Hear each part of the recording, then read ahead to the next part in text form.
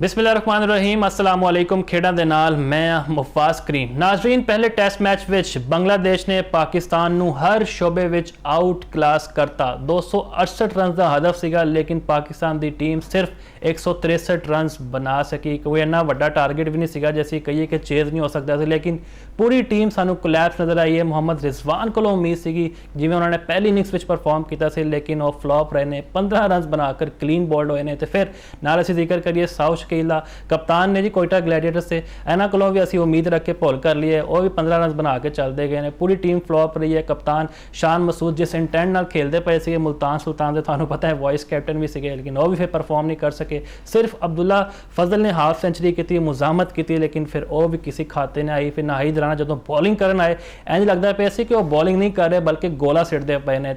5 शानदार विकटां उन्होंने हासिल की। पाकिस्तान हर शोबे में जिवें मैं गल की कि जी आउट क्लास किया है। मोहम्मद यासिर साहब साडे नाल स्टूडियो में मौजूद हैं। यासिर साहब दिल तो बड़े दुखी ने, 2024 वाले जख्म ताज़ा हो गए जिवें असीं 1 साइड हारे थे। हुण पहला टेस्ट मैच असीं हार चुके हैं। किनू जिम्मेदार ठहराइए? नौजवानों ने तो बड़ा अच्छा परफॉर्म कर लिया। साडे कोल एक्सपीरियंस बॉलर सीगा शाहीन शाह अफरीदी, वो भी परफॉर्म नहीं कर सके। हाँ जी, सही किया तुसी। तारीख रकम कर दी है बांग्लादेश ने। पहली दफा बांग्लादेश के विच जिहड़ा उन्होंने टेस्ट मुकाबला जीत लिया। ओवरऑल अगर तुसी देखो ना, 2024 तो पहला दी जिहड़ी कहानी सी वो यकसर बदल चुकी है। 3 लगातार टेस्ट पाकिस्तान हार गया और ये टेस्ट हारन की बुनियाद कप्तान शान मसूद ने टॉस के उत्ते मुफाज रख दी सी। अगर तुहानूं घाह दिखाया जाए, गर्मी होवे, हॉट एंड ह्यूमिड कंडीशनस होन और तुसी कंडीशन नूं रीड ना कर पाओ, मतलब कि पहले दिन के इख्तिताम के उत्ते तुसी 413 जिहड़ा पहली वारी दे विच लग गया पाकिस्तान के उत्ते। फिर जो प्रेस कॉन्फ्रेंस के उत्ते पाकिस्तान के जिहड़े सीजनड बॉलर ने अब्बास, उन्होंने जिहड़ा ना प्रेस कॉन्फ्रेंस कहा कि अंडरनीथ जिहड़ा ना मॉइस्चर नहीं सी, ड्राई पिच सी। अगर ये ड्राई पिच है तो उत्ते घाह है तो तुहानूं ब्लफ दे विच लिया के पहला तुसी जिहड़ा ना बॉलिंग जिहड़े ना कीती और सिर्फ 2 विकटां हासिल कीतियां पहले सैशन दे विच। ये कहंदे ने पोस्ट मैच दे विच शान मसूद कि असीं सिर्फ 2 विकटां जिहड़ियां ना हासिल कर पाए। अगर तुसी पहले 2 घंटे मुफाज टेस्ट मुकाबले दे विच मुश्किल नहीं खेड सकदे ते तुसी अगर तरजीह दिंदे हो कि असीं आखिरी दिन या 1.5 दिन जो मुश्किल होएगा, अगर ये टेस्ट मुकाबला 5वें दिन चला जाएगा जिहड़ा कि चला गया, मतलब बारिश नहीं है। तो शान मसूद ने जिहड़ा ना कप्तान ने टॉस के उत्ते जिहड़ा ना बुनियाद रख दी सी। अगर तुसी पहले 2 घंटे सैशन जिहड़ा ना पहला सैशन मुश्किल अगर तुहाडी बैटिंग नहीं खेड सकदी ग्रीन टॉप पिच के उत्ते और तुसी तरजीह दिंदे हो कि असीं आखिरी दिन या 1.5 दिन चौथी वारी इस पिच के उत्ते खेडनी है और मैच 5वें दिन गया, पिच डिटीरियोरेट हुई, जिस तरह स्पिनर्स नूं टर्न मिलिया, फिर फास्ट बॉलर का बॉल उठ के भी आ रहा सी, फिर जान भी लाई। नाहिद राणा पाकिस्तान वास्ते एक नाइटमेयर है। रावलपिंडी तो एक कहानी शुरू हुई 2024 तो उत्थे भी 5 लाए सी।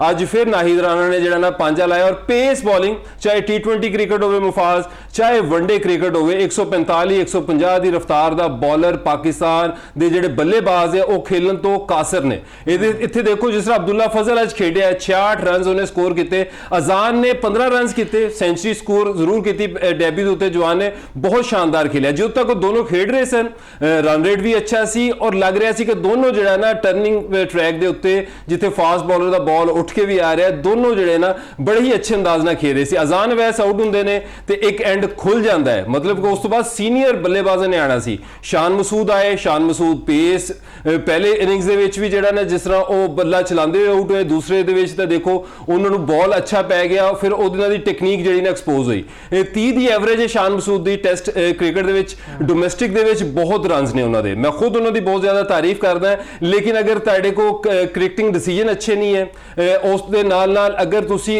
अपनी डोमैस्टिक फॉर्म नू इंटरनेशनल च ट्रांसलेट नहीं कर पाते तो फिर तुहाडी जगह के उत्ते जिहड़ा ना काफ़ी वड्डा जिहड़ा ना क्वेश्चन मार्क है। फिर तुसी थल्ले आंदे जाओ, फिर साउथ शकील दी जिहड़ी शॉट है, 5 खिलाड़ी आउट ने, ड्रॉ फिर भी ऑन सी, मतलब ड्रॉ भी एक रिजल्ट हुंदा है टेस्ट मुकाबले दे विच। नज़र आ रही सी कि शायद इत्थे परफॉर्म कर जांदे, शायद पाकिस्तान मैच जीत जाए। हाँ जी, उत्थे भी पाकिस्तान की जिहड़ी पार्टनरशिप सी साउथ शकील ते मोहम्मद रिजवान, अगर वो 15-20 ओवर जिहड़ा ना सर्वाइव कर जाते ते, लेकिन देखो पाकिस्तान की टेल भी पिछले कोई 8-10 मुकाबले तो तुसी देखो पाकिस्तान के खिलाफ टेल ज्यादा स्कोर कर दी है। साउथ अफ्रीका सीरीज दे विच भी देख लो, रबाडा वर्गा बंदा आके थल्ले जिहड़ा ना 90 मार रहा हुंदा है। फिर पाकिस्तान की जिहड़ी टेल है वो खजा दे पत्तियां की तरह जिहड़ा ना उड़ना शुरू कर दिंदी है। 119 ते 3 तीसरे सैशन दे विच असीं आने 163 दे उत्ते ऑल आउट और 104 दे वसीम मार्जिन दे नाल पाकिस्तान जिहड़ा ना ये टेस्ट मुकाबला हार जाता है। ਅੱਛਾ, ਤਾਂ ਬੈਟਰਸ ਦੀ ਅਸੀਂ ਗੱਲ ਕਰਾਂਗੇ, ਜੇ ਬੋਲਰਸ ਬਾਰੇ ਜ਼ਿਕਰ ਕਰੀਏ, ਅਸੀਂ ਬੜਾ ਕੰਪਲੈਕਸ ਹੁੰਦਾ ਨਾਹੀਦ ਰਾਣਾ ਵਰਗੇ ਬੋਲਰਸ ਨੂੰ ਵੇਖ ਕੇ ਕਿ ਉਹ ਤਾਂ 150 148 ਉਹਦੇ ਵਾਸਤੇ ਆਮ ਚੀਜ਼ ਹੈ। ਸਾਡੇ ਕੋਲ ਕੋਈ ਹੁਣ ਬੋਲਰ ਨਹੀਂ ਰਿਹਾ। ਮਾਦੀ ਵਿੱਚ ਵਸੀਮ, ਵਕਾਰ,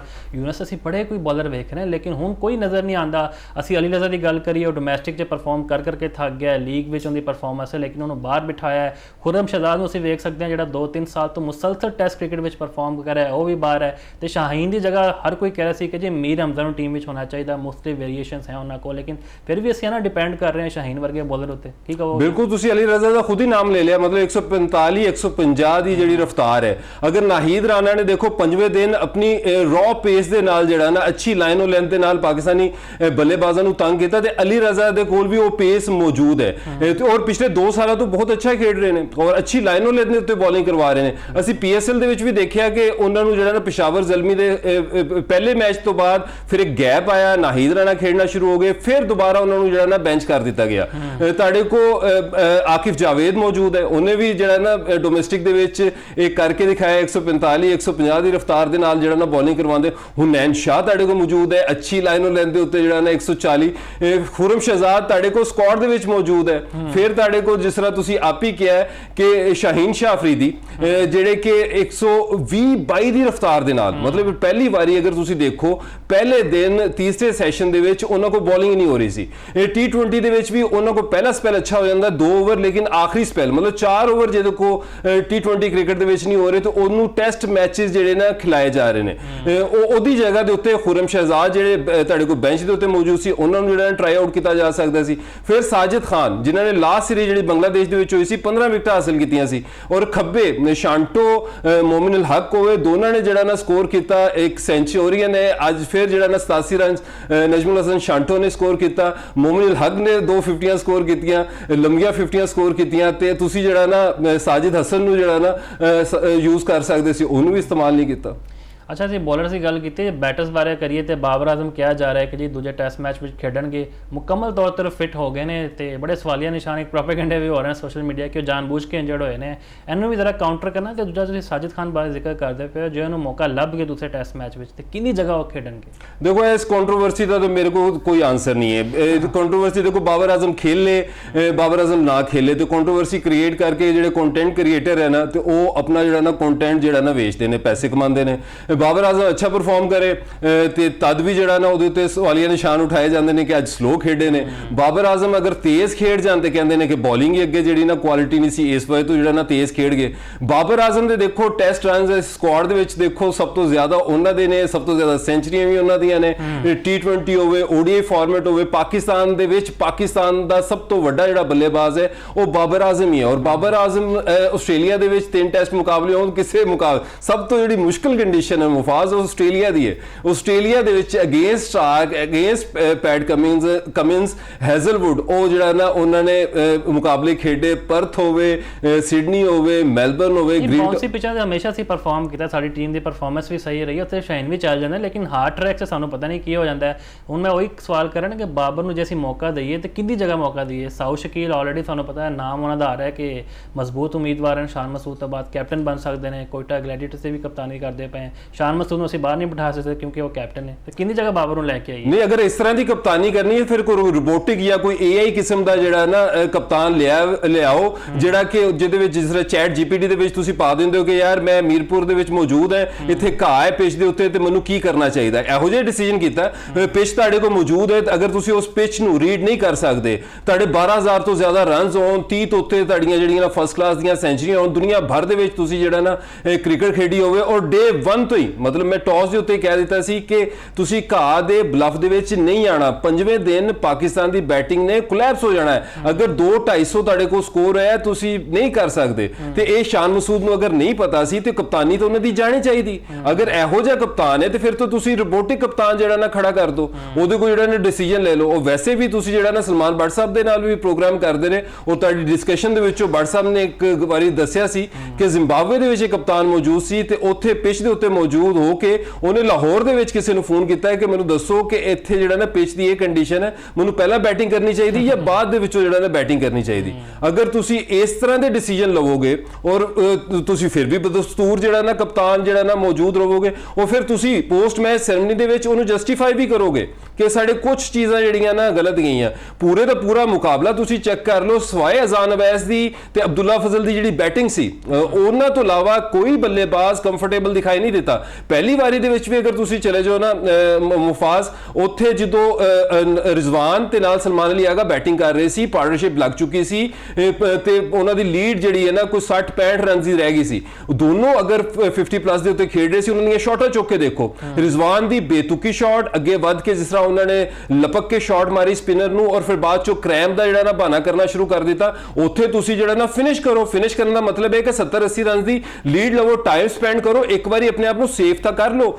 ਟੈਸਟ ਮੁਕਾਬਲੇ ਦੇ ਵਿੱਚ ਪਹਿਲਾ ਕੰਮ ਹੈ ਆਪਣੇ ਆਪ ਨੂੰ ਸੇਫ ਕਰਨਾ। ਅਗਰ ਤੁਹਾਡੇ ਕੋਲ ਸਟਰੋਂਗ ਪੋਜੀਸ਼ਨ ਸੀ, ਉਹਨੂੰ ਮਜ਼ੀਦ ਸਟਰੋਂਗ ਕਰ ਲੈਂਦੇ ਤਾਂ ਕਿ ਤੁਸੀਂ ਇਸ ਮੁਸ਼ਕਿਲ 'ਚ ਨਾ ਆਉਂਦੇ ਜਿਹੜਾ ਪੰਜਵੇਂ ਦਿਨ ਤੁਹਾਨੂੰ ਜਿਹੜਾ 250 ਪਲੱਸ ਜਿਹੜਾ ਨਾ ਚੇਜ਼ ਕਰਨ ਨੂੰ ਮਿਲ ਗਿਆ। ਵੈਸੇ ਤਾਂ ਤੁਸੀਂ ਚਲੇ ਜਾਓ, ਪਾਕਿਸਤਾਨ ਦੀ ਹਿਸਟਰੀ ਰਹੀ ਹੈ, ਪਾਕਿਸਤਾਨ ਨੂੰ ਅਗਰ 170-80 ਰਨਸ ਵੀ ਮਿਲ ਜਾਣ ਚੌਥੀ ਵਾਰੀ ਦੇ ਵਿੱਚ ਬਹੁਤ ਮੁਸ਼ਕਲ ਹੋ ਜਾਂਦਾ। ਜ਼ਿਆਦਾਤਰ ਇਹੀ ਅਸੀਂ ਦੇਖਿਆ, ਸਿਡਨੀ ਟੈਸਟ ਹੋਵੇ 2009 ਵਾਲਾ, ਉਹਦੇ ਵਿੱਚ ਵੀ ਪਾਕਿਸਤਾਨ ਨੇ ਆਸਟ੍ਰੇਲੀਆ ਨੂੰ ਗ੍ਰੀਨ ਟੌਪ ਪਿਚ ਦੇ ਉੱਤੇ ਪਹਿਲੇ ਵਾਰੀ ਦੇ ਵਿੱਚ ਰੋਕ ਲਿਆ ਸੀ ਜਲਦੀ, ਲੇਕਿਨ ਆਖਰੀ ਵਾਰੀ ਚੌਥੇ ਦਿਨ ਪੰਜਵੇਂ ਦਿਨ ਪਾਕਿਸਤਾਨ ਕੋ ਮੁਸ਼ਕਿਲ ਸੀ। ਤੇ ਇਹ ਪਾਕਿਸਤਾਨ ਦੇ ਜਿਹੜੇ ਬੱਲੇਬਾਜ਼ ਇਹਨਾਂ ਦਾ ਜ਼ਿਆਦਾ ਪਤਾ ਤਾਂ ਦੇਖੋ ਸ਼ਾਨ ਮਸੂਦ ਨੂੰ ਸੀ, ਤੇ ਮੇਰੇ ਖਿਆਲ ਦੇ ਵਿੱਚ ਤੇ ਸ਼ਾਨ ਮਸੂਦ ਨੂੰ ਬੈਂਚ ਹੋਣਾ ਚਾਹੀਦਾ। ਸਾਊ ਸ਼ਕੀਲ ਦੀ ਐਵਰੇजेस ਵੀ ਅੱਛੀ ਹੈ, ਰਨਸ ਵੀ ਅੱਛੇ, ਕੁਝ ਮੈਚਾਂ ਤੋਂ ਜਿਹੜੇ ਨਾ ਫਲॉप ਚੱਲ ਰਹੇ, ਇਮਾਮ ਦੇ ਕੋਲੋਂ ਜਿਹੜਾ 45 ਰਨਸ ਆ ਚੁੱਕੇ, ਤੇ ਇਹ ਬ੍ਰੇਵ ਡਿਸੀਜਨ ਲੈਣਾ ਚਾਹੀਦਾ। ਅਗਰ ਤੁਸੀਂ ਪਨਿਸ਼ਮੈਂਟ ਔਰ ਨਾਲ ਜਿਹੜਾ ਨਾ ਰਿਵਾਰਡ ਦਾ ਸਿਸਟਮ ਰੱਖੋਗੇ ਤੇ ਫਿਰ ਟੀਮ ਤੁਹਾਡੀ ਜਿਹੜੀ ਨਾ ਅੱਗੇ ਜਾਏਗੀ। ਤੇ ਸ਼ਾਨ ਮਸੂਦ ਮੈਨੂੰ ਲੱਗਦਾ ਹੈ ਕਿ ਨਾ ਸਿਰਫ ਉਹਨਾਂ ਕੋਲ ਕਪਤਾਨੀ ਲੈਣੀ ਚਾਹੀਦੀ ਹੈ, ਕੋਈ ਰੋਬੋਟਿਕ ਕਪਤਾਨ ਜਿਹੜਾ ਨਾ ਟੀਮ ਦੇ ਵਿੱਚ ਹੋਣਾ ਚਾਹੀਦਾ, ਉਹਦੇ ਨਾਲ ਜਿਹੜਾ ਨਾ ਬਾਬਰ ਆਜ਼ਮ ਨੂੰ ਜਿਹੜਾ ਨਾ ਟੀਮ ਦੇ ਵਿੱਚ ਵਾਪਸ ਆਉਣਾ ਚਾਹੀਦਾ। ਬਿਲਕੁਲ, ਇਹ ਤਾਂ 2024 ਤੋਂ ਗੱਲਾਂ ਹੋ ਰਹੀਆਂ ਕਿ ਸ਼ਾਨ ਮਸੂਦ ਉਸ ਅੰਦਾਜ਼ ਨਾਲ ਕੈਪਟਨਸੀ ਨਹੀਂ ਕਰ ਪਾ ਰਿਹਾ ਜਿੱਦਾਂ ਉਹਨਾਂ ਨੂੰ ਕਰਨੀ ਚਾਹੀਦੀ ਹੈ। ਬੈਟਿੰਗ ਵਿੱਚ ਵੀ ਉਹਨਾਂ ਦੀ ਪਰਫਾਰਮੈਂਸ ਸਾਨੂੰ ਬੜੀ ਮਾਯੂਸੀ ਹੋਈ ਹੈ। ਬਹਰਹਾਲ ਜੀ, ਹੁਣ ਦੂਜਾ ਟੈਸਟ ਮੈਚ ਵੀ ਹੋਣਾ, ਉਹਦੇ ਬਾਰੇ ਵੀ ਗੱਲ ਕਰਾਂਗੇ। ਜਿਹੜੀ ਚੇਂਜਿੰਗਸ ਮਤਵੱਕੇ ਨੇ ਉਹਦੇ ਬਾਰੇ ਗੱਲ ਕਰਨਾ ਵੀ ਜ਼ਰੂਰੀ ਹੈ। ਫਿਲਹਾਲ ਇੱਕ ਬ੍ਰੇਕ ਲੈਂਦੇ ਹਾਂ, ਬ੍ਰੇਕ ਤੋਂ ਬਾਅਦ ਵਾਪਸ ਹਾਜ਼ਰ ਹੋਵਾਂਗੇ।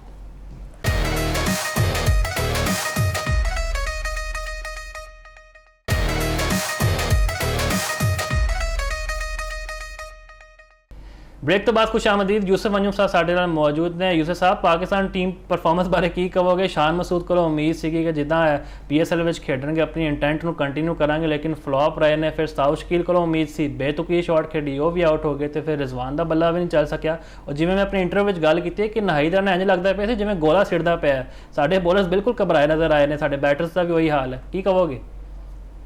बिल्कुल है, मैं मुफाद समझदा कि पाकिस्तान टीम की बदतरीन परफॉर्मेंस हैगी जिहड़ी कि उन्होंने बांग्लादेश की सरजमीन से दी हैगी आ। इस तो अंदाजा तुसीं लगा लो कि जिहड़ा 3 सालों में साडी जिहड़ी टेस्ट क्रिकेट है खास तौर पर बहुत नीचे जाना शुरू हो गई हैगी आ।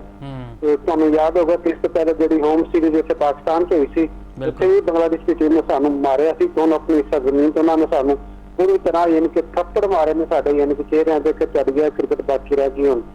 साढ़े जिन्ने भी बड़े स्टार ने कोई भी कुछ नहीं कर सके। तो खास तौर पर मैं कप्तान शान मसूद की कप्तानी का जिक्र करना चाहवागा कि 15 टेस्ट मैचों चो जो कप्तान 11 मैच हार जाए, मैं समझदा कि उन्होंने कप्तानी का रहने का कोई हक नहीं है।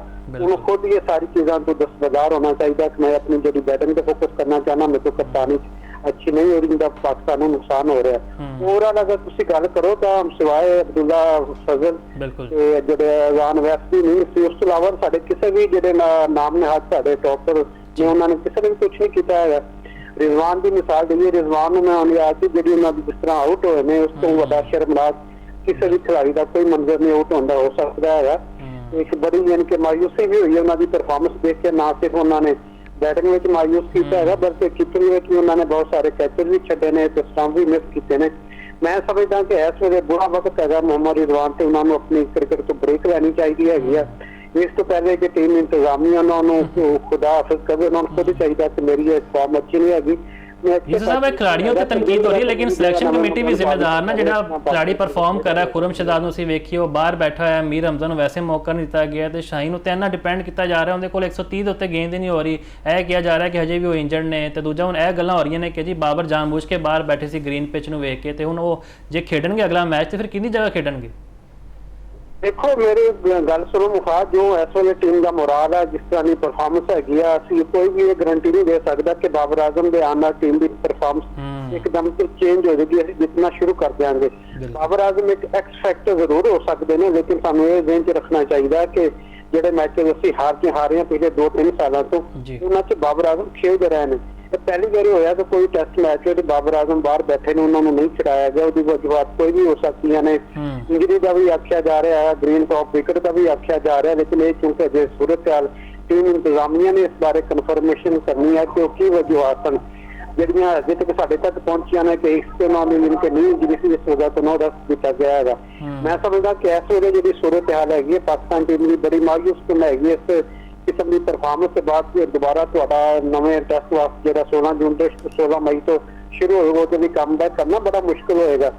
ਜਿਸ ਕਿਸਮ ਦੀ ਇਸ ਵੇਲੇ ਟੈਸਟ ਮੈਚ ਦੇ ਸਾਡੀ ਬੋਲਿੰਗ ਹੈ, ਖਾਸ ਤੌਰ ਤੇ ਸ਼ਹਿਨਸ਼ਾਹ ਅਫਰੀਦੀ ਜਿਨ੍ਹਾਂ ਤੇ ਹਮੇਸ਼ਾ ਅਸੀਂ ਇਨਸਾਰ ਕੀਤਾ ਜੋ ਸਾਨੂੰ ਮੈਚ ਜਿਤਵਾਉਣਗੇ, ਉਹਨਾਂ ਦੀ ਪਰਫਾਰਮੈਂਸ ਵੀ ਦੇਖੋ ਨਾ ਸਾਡੇ 3-4 ਸਾਲਾਂ ਤੋਂ ਨੀਚੇ ਜਾ ਰਹੀ ਹੈਗੀ ਆ। ਐਸਾ ਲੱਗਦਾ ਕਿ ਜਦੋਂ ਵੀ ਉਹਨਾਂ ਨੂੰ ਇੰਜਰੀ ਹੋਈ ਉਸ ਤੋਂ ਬਾਅਦ ਉਹ ਆਪਣਾ ਰਿਦਮ ਕਮਬੈਕ ਨਹੀਂ ਕਰ ਸਕੇ ਤੇ ਉਹ ਸ਼ਾਇਦ ਉਹ ਖੁਦ ਵੀ ਲੰਬੀ ਕ੍ਰਿਕਟ ਤੋਂ ਆਪਣਾ ਥੋੜਾ ਜਿਹਾ ਬਚਣਾ ਚਾਹੁੰਦੇ ਨੇ, ਕਿਉਂਕਿ ਅਸੀਂ ਨਹੀਂ ਦੇਖਿਆ ਕਿ ਜਦੋਂ ਦਾ ਸ਼ਹਿਨਸ਼ਾਹ ਅਫਰੀਦੀ ਆਪਣਾ ਟੀਮ 'ਚ ਆਇਆ ਤੇ ਉਹਨੇ ਕੋਈ ਡੋਮੈਸਟਿਕ ਕ੍ਰਿਕਟ ਖੇਡੀ ਹੋਵੇ। ਸਾਰੀ ਦੁਨੀਆ ਦੇ ਜਿਹੜੇ ਖਿਡਾਰੀ ਨੇ ਜਦੋਂ ਉਹਨਾਂ ਦੀ ਫਾਰਮ ਨਹੀਂ ਹੁੰਦੀ, ਆਪਣੀ ਚੀਜ਼ਾਂ ਉਹਨਾਂ ਨੂੰ ਬਿਹਤਰ ਕਰਨੀਆਂ ਹੁੰਦੀਆਂ ਨੇ, ਡੋਮੈਸਟਿਕ ਕ੍ਰਿਕਟ ਦਾ ਰੁਖ ਕਰਦੇ ਨੇ। ਤੇ ਸਾਡੇ ਜਿਹੜੇ ਕ੍ਰਿਕਟਰ ਨੇ ਉਹ ਬਿਲਕੁਲ ਗੁਨਾਹ ਸਮਝਦੇ ਨੇ ਕ੍ਰਿਕਟ ਖੇਡਣੀ ਡੋਮੈਸਟਿਕ ਨੂੰ। ਅਸੀਂ ਹੁਣ ਟੀਮ 'ਚ ਆ ਗਏ ਹਾਂ, ਸਾਡੇ ਹੁਣ ਅਸੀਂ ਹੀਰੋ ਬਣ ਗਏ ਹੈਗੇ ਹਾਂ। ਤਾਂ ਹੀਰੋ ਉਦੋਂ ਬਣੋਗੇ ਜਦੋਂ ਤੁਸੀਂ ਪਰਫਾਰਮੈਂਸ ਦਿਓਗੇ। ਸ਼ਹੀਨ ਅਫਰੀਦੀ ਹੋਵੇ, ਹਸਨ ਅਲੀ ਹੋਵੇ, ਸ਼ਾਨ ਮਸੂਦ ਹੋਵੇ, ਸਲਮਾਨ ਅਲੀ ਆਗਾ ਹੋਵੇ, ਤੇ ਅਗਰ ਜਦੋਂ ਤੱਕ ਪਰਫਾਰਮ ਨਹੀਂ ਕਰਨਗੇ ਉਹਨਾਂ ਨੂੰ ਕੋਈ ਵੀ ਯਾਨੀ ਕਿ ਆਪਣੀ ਇੱਜ਼ਤ ਨਹੀਂ ਮਿਲੇਗੀ। ਇੱਜ਼ਤ ਉਦੋਂ ਮਿਲੇਗੀ ਜਦੋਂ ਪਾਕਿਸਤਾਨੀ ਧਾਰਨਗੇ ਤੇ ਪਾਕਿਸਤਾਨ ਦੀ ਕ੍ਰਿਕਟ ਵਾਸਤੇ ਮਜ਼ੀਦ ਆਪਣਾ ਕਿਰਦਾਰ ਅਦਾ ਕਰਨਗੇ।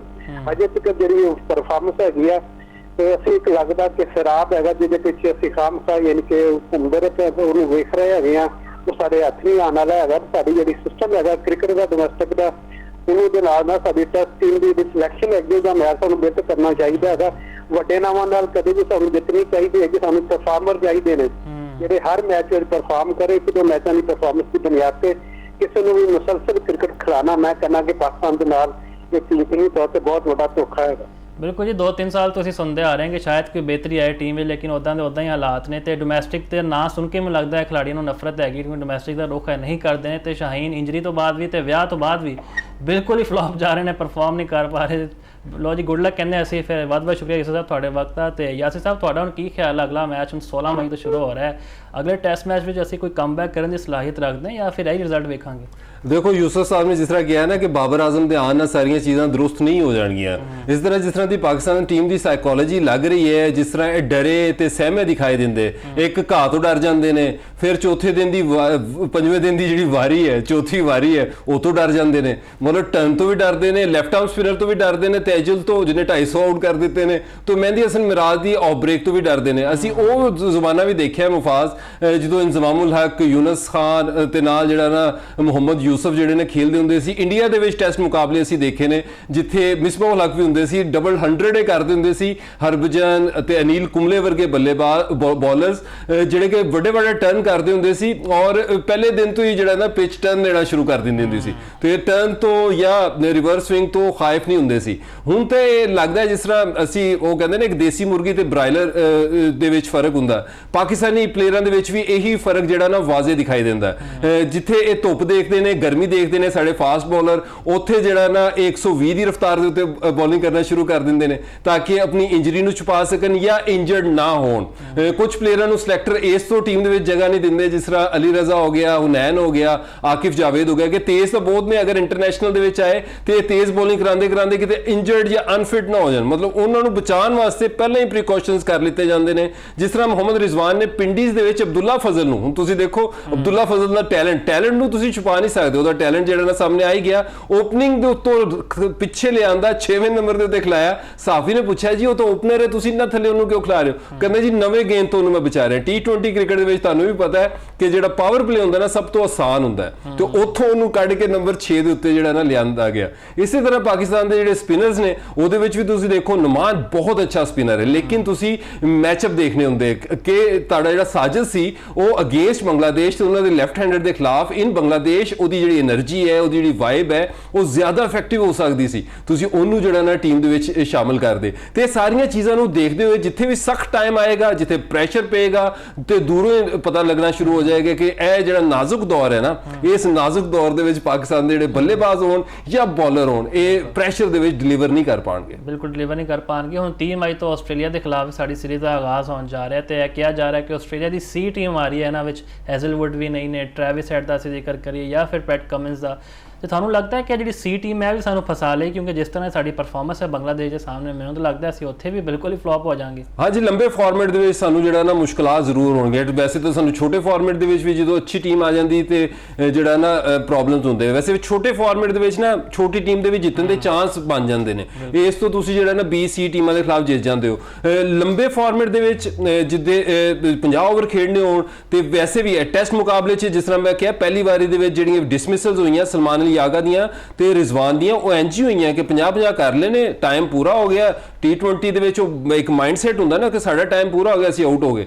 ਤੇ ਇਸੇ ਤਰ੍ਹਾਂ ਵਨਡੇ ਕ੍ਰਿਕਟ ਕਿਉਂਕਿ ਲੰਬੀ ਹੈ, ਤੁਸੀਂ 50 ਓਵਰ ਖੇਡਣੇ, ਉੱਤੇ ਗਰਮੀ ਦੇ ਵਿੱਚ ਮੈਚਸ ਹੋਣੇ, ਸੁਣਿਆ 4:30-5 ਵਜੇ ਜਿਹੜੇ ਨਾ ਮੁਕਾਬਲੇ ਸ਼ੁਰੂ ਹੋਣੇ ਮਈ ਦੇ ਵਿੱਚ। ਤੁਹਾਨੂੰ ਪਤਾ ਹੈ ਲਾਹੌਰ ਦੇ ਵਿੱਚ ਕਾਫੀ ਜ਼ਿਆਦਾ ਜਿਹੜਾ ਨਾ ਗਰਮੀ ਹੋ ਜਾਂਦੀ, ਤੇ ਤਮਾਸ਼ਾਈਆਂ ਵਾਸਤੇ ਵੀ ਜਿਹੜਾ ਨਾ ਮੁਫਾਜ਼ ਸਾਹਿਬ ਆਵਾਜ਼ ਚੁੱਕੋ ਤੁਸੀਂ ਹੁਣ ਰੀਸੈਂਟਲੀ ਜਿਹੜਾ ਨਾ ਸਟੇਡੀਅਮ ਦੇ ਵਿੱਚ ਵੀ ਜਿਹੜਾ ਨਾ ਹੋ ਕੇ ਆਏ ਹੋ। ਅਗਰ ਤੁਸੀਂ 2:30 ਵਜੇ ਮੈਚ ਸ਼ੁਰੂ ਕਰਨੇ ਨੇ, 3 ਵਜੇ ਮੁਕਾਬਲੇ ਸ਼ੁਰੂ ਕਰਨੇ ਨੇ, ਤੇ ਉੱਥੇ ਜਿਹੜੀ ਛੱਤ ਜਿਹੜਾ ਵਾਅਦਾ ਕੀਤਾ ਗਿਆ ਸੀ, ਉਹ ਛੱਤ ਜਿਹੜੀ ਹੈ ਨਾ ਕਜ਼ਾਫੀ ਸਟੇਡੀਅਮ ਤੋਂ ਬੜਾ ਸ਼ਾਨਦਾਰ ਬਣ ਗਿਆ। ਉਹ ਛੱਤ ਵੀ ਜਿਹੜੀ ਨਾ ਤਾਂ ਕਿ ਸ਼ਾਇਕੀਨ ਕ੍ਰਿਕਟ ਵੀ ਜਿਹੜਾ ਨਾ ਆਸਟ੍ਰੇਲੀਆ ਦੀ ਟੀਮ ਦੇ ਖਿਲਾਫ ਜਿਹੜਾ ਮੁਕਾਬਲਾ ਹੋਣਾ ਪਾਕਿਸਤਾਨ ਦਾ, ਹਾਊਸਫੁੱਲ ਹੋਵੇ ਤੇ ਲੋਕਾਂ ਵਾਸਤੇ ਜਿਹੜੀ ਉਹ ਬੈਠਣ ਦੀ ਜਿਹੜੀ ਸਹੂਲਤ ਹੈਗੀ ਨਾ, ਉਹ ਵੀ ਜਿਹੜੀ ਨਾ ਸ਼ਾਨਦਾਰ ਹੋਵੇ। ਬਿਲਕੁਲ ਜੀ, ਬੜੀ ਜ਼ਬਰਦਸਤ ਗੱਲ ਤੁਸੀਂ ਕੀਤੀ ਹੈ। ਤੇ ਛੱਤ ਜ਼ਰੂਰੀ ਹੈ ਕਿਉਂਕਿ ਗਰਮੀ ਦਾ ਮੌਸਮ ਹੈ, ਲੇਕਿਨ ਫੈਨਸ ਦਾ ਜਿਹੜਾ ਜੋਸ਼ਾ ਜਜ਼ਬਾ ਹੈ ਨਾ, ਉਹ ਘੱਟ ਕਦੇ ਵੀ ਨਹੀਂ ਹੁੰਦਾ। ਤੇ ਟਿਕਟ ਦੀ ਕੀਮਤ ਅਸੀਂ ਖੁਸ਼ਖਬਰੀ ਸੁਣਾ ਰਹੇ ਹਾਂ, ਜਿਹੜੀ ਸਭ ਤੋਂ ਘੱਟ ਹੈ ਉਹ 200 ਰੁਪਏ ਹੈ। ਇੰਜੋਏ ਕਰੋ ਆਪਣੇ ਦੋਸਤਾਂ ਨਾਲ, ਫੈਮਿਲੀ ਨਾਲ ਵੀ। ਤੇ ਬੜੀ ਜ਼ਬਰਦਸਤ ਸੀਰੀਜ਼ ਹੋਣ ਜਾ ਰਹੀ ਹੈ। ਸੀ ਟੀਮ ਨੂੰ ਤੁਸੀਂ ਭੁੱਲ ਜਾਓ, ਜਿਹੜੀ ਟੀਮ ਹੈਗੀ ਉਹਨਾਂ ਦੀ ਬੜੀ ਜ਼ਬਰਦਸਤ ਆ ਰਹੀ ਹੈ। ਕੈਮਰਨ ਗ੍ਰੀਨ IPL ਦੇ ਸਭ ਤੋਂ ਮਹਿੰਗੇ ਖਿਡਾਰੀ ਨੇ, ਲੇਕਿਨ ਆਸਟ੍ਰੇਲੀਆ ਦੀ ਟੀਮ ਦਾ ਹਿੱਸਾ ਹੈ ਨੇ।